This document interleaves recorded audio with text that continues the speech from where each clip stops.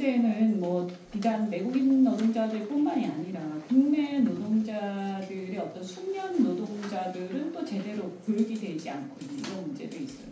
소상공인 문제를 오늘 주로 얘기를 하고 있지만 오늘 이제 노동부도 오시고 하셨으니까 E7 비자 같은 경우에 막 남발이 되고 있거든요.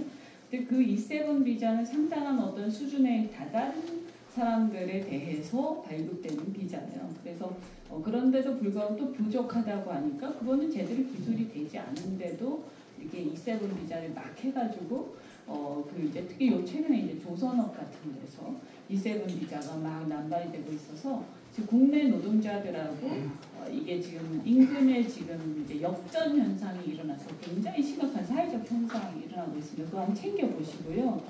어쨌든 이 문제가 저는 그냥 근시안적으로 해결할 수 있는 문제가 아니고 우리 길게 봐서 사실은 인력의 지금 부족이 일어나고 있는 사실 어떤 이 밑바닥의 어떤 기저에서는 또 분명한 현실입니다. 그래서 이런 부분들은 이제 수요가 있는 부분들에 대해서는 우리가 일정하게 또 불가피하 열어줄 건 열어주되 다만 저는 우리 국민들이 또 걱정하는 부분이 있지 않습니까? 외국인 노동자들이 너무 많이 들어왔을 때 그럼 걱정하는 게 뭐냐? 일단 사업자들이나 고용주들 입장 같은 데서는 아까도 얘기가 나왔지만 말이 통하지 않는다. 또 아무리 인력이 부족하다고 해도 말이 안 통하면 그게 생산성이 나옵니까? 이게 최저임금이라는 게 최소한 얘기가 통하고 말이 통하고 글을 읽을 수 있을 때 생산성이 최소한의 생산성이 나온다고 봐서 우리가 최저임금도 똑같이 주는 것이지 그게 안 되는데 지금 똑같이 해야 되는 이 상황이란 말이에요. 그래서 저는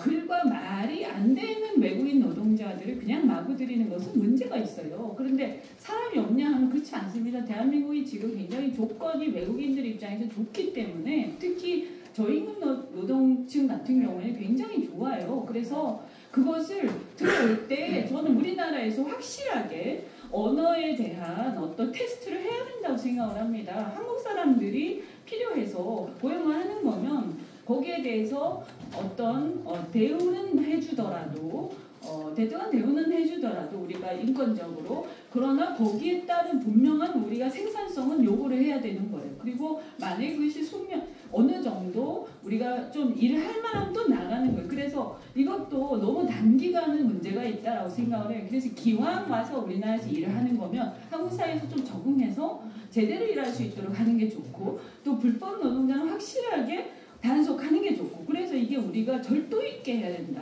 무조건 안 된다. 아니면 무조건 많이 받자가 아니라 절도 있게 하면서 우리 내국인도 보호하고 외국인들도 들어와서 제대로 일할 수 있게 하고 이렇게 하는 게 굉장히 중요하기 때문에 저는 아까 우리 노동부에서 아까 이 말씀을 하시던데 우리 협회나 이런 이제 소상공인들이 해달라고 하는데 그거는 그분들이 할 일이 아니고 이게 노동부가 하실 일이에요. 그래서 분명하게 그 프로그램 만들으셔가지고 여기 들어와서 일을 할 수 있는 수준이 되는지를 테스트할 수 있는 한국어 프로그램 같은 거, 테스트 프로그램 이런 거 만드셔야 돼요. 그죠? 그래서 그 수준에 따라서 수준도 숙련 E7도 마찬가지예요. 그래서 수준이 되는 사람들이 E7을 줘야지 수준도 안 되는데 E7 줘가지고 막 들어와서 우리나라 노동자들보다 더 많이 주고 이것도 문제고 이 나인 같은 경우에는 그래도 읽고 쓸 수 있는 수준 돼야 된다. 근데 이거를 주인들이 그러니까 고용주들이 어떻게 그거를 다 테스트하고 그걸 교육시키고 그거 다 교육시켜서 실컷 해놓으면 나중에 한 익숙해지고 또 나가.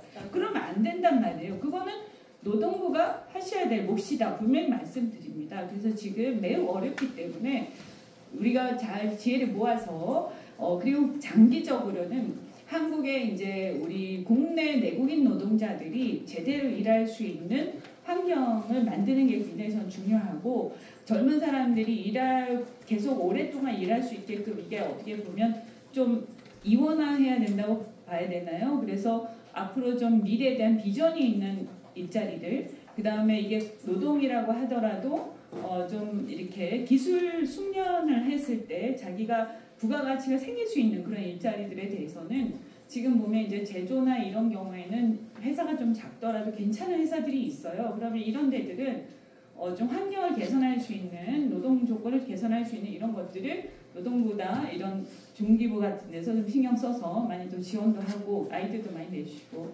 이렇게 해주시면 좋겠습니다. 오늘 어쨌든 우리 항상 소상공인 위해서 고생하시고 계시는 우리 오세희 의원님께서 저한테 또 이렇게 와달라고 하셔서 제가 왔는데, 제가 이 분야에서는 우리 의원님에 못 미치기 때문에 제가 제 나름대로 말씀을 드렸습니다만, 네, 어쨌든 열심히 옆에서 의원님 돕고 또 우리 소상공인들이 일하는데 좀 도움이 될 수 있도록 그렇게 하겠습니다. 힘들지만 힘내십시오. 고맙습니다.